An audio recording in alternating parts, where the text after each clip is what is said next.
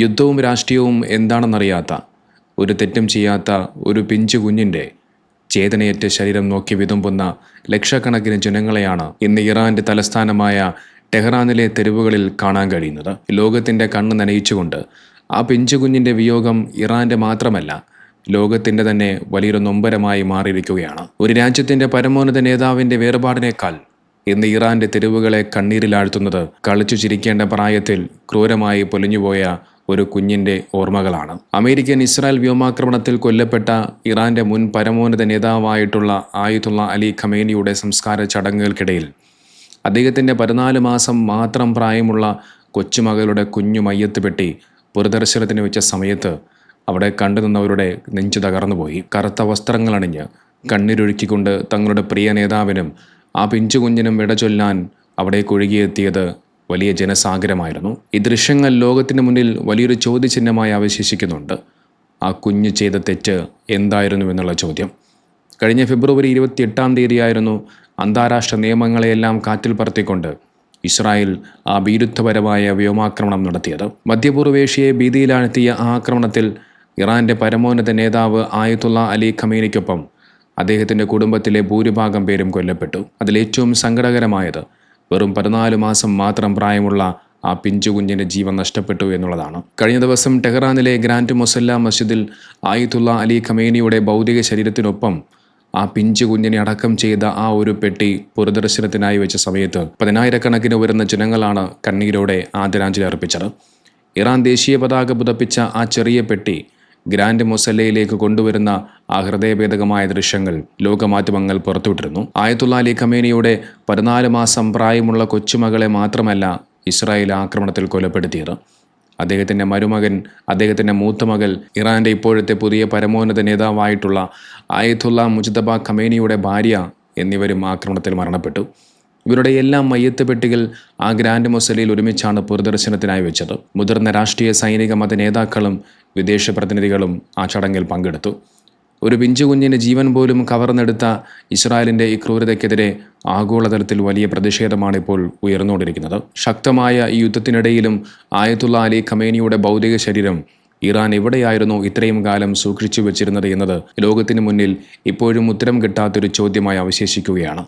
നീണ്ട 106 ദിവസങ്ങൾക്ക് ശേഷമാണ് തങ്ങളുടെ യുദ്ധവിജയ പ്രഖ്യാപനത്തിന് ശേഷം ഇറാൻ അവരുടെ പരമോന്നത നേതാവിൻ്റെ ശരീരം അടക്കം ചെയ്യുന്നത്.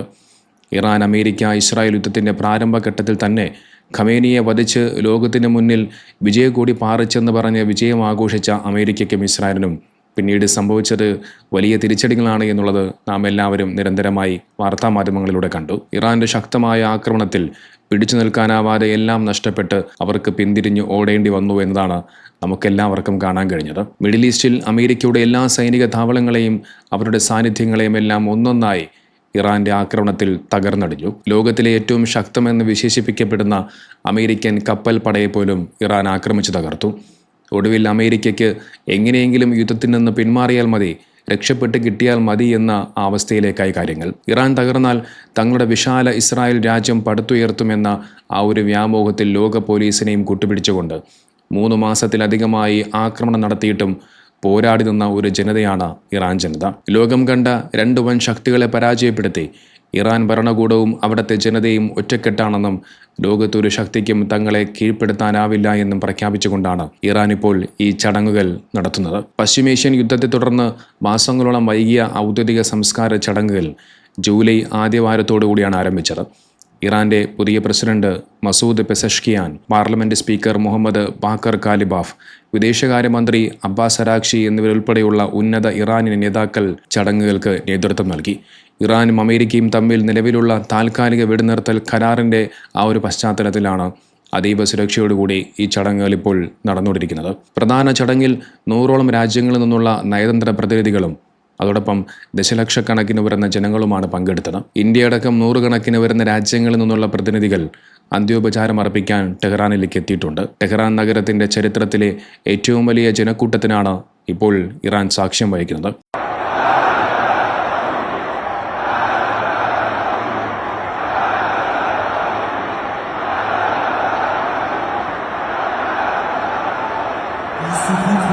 هر موقع دلتون بخواد بگید مرد بر آمریکا.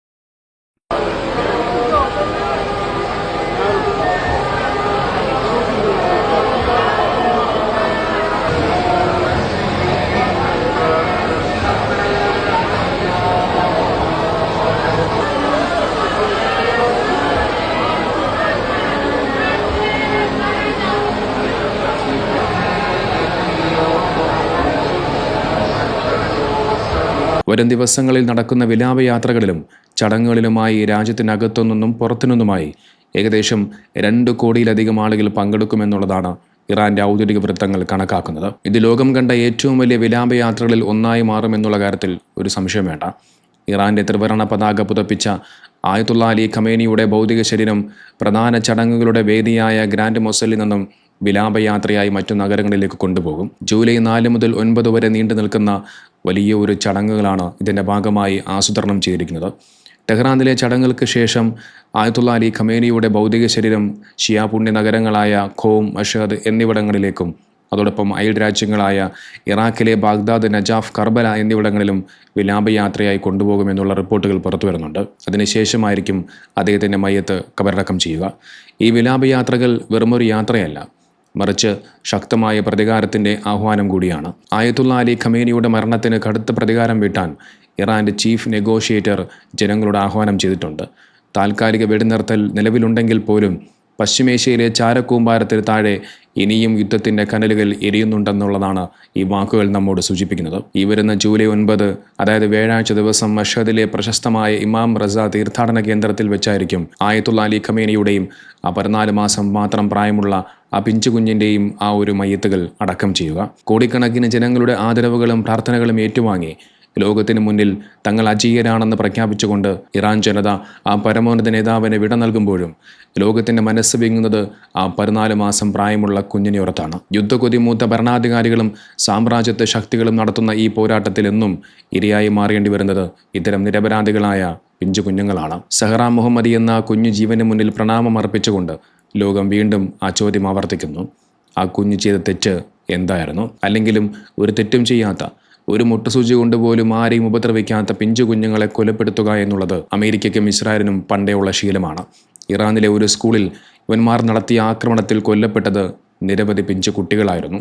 എന്തിന് കഴിഞ്ഞ കുറേ കാലങ്ങളായി ഫലസ്തീനിൽ ഇസ്രായേൽ നടത്തുന്ന ആക്രമണത്തിൽ കൊല്ലപ്പെടുന്നത് 10,000 വരുന്ന പിഞ്ചു കുഞ്ഞുങ്ങളാണ്. ഇതിനെല്ലാം കാലം കണക്ക് ചോദിക്കാതെ കടന്നു പോകില്ല. എല്ലാറ്റിനും ഒരു നാൾ ഇതിനെല്ലാം എണ്ണി മറുപടി പറയേണ്ടി വരും.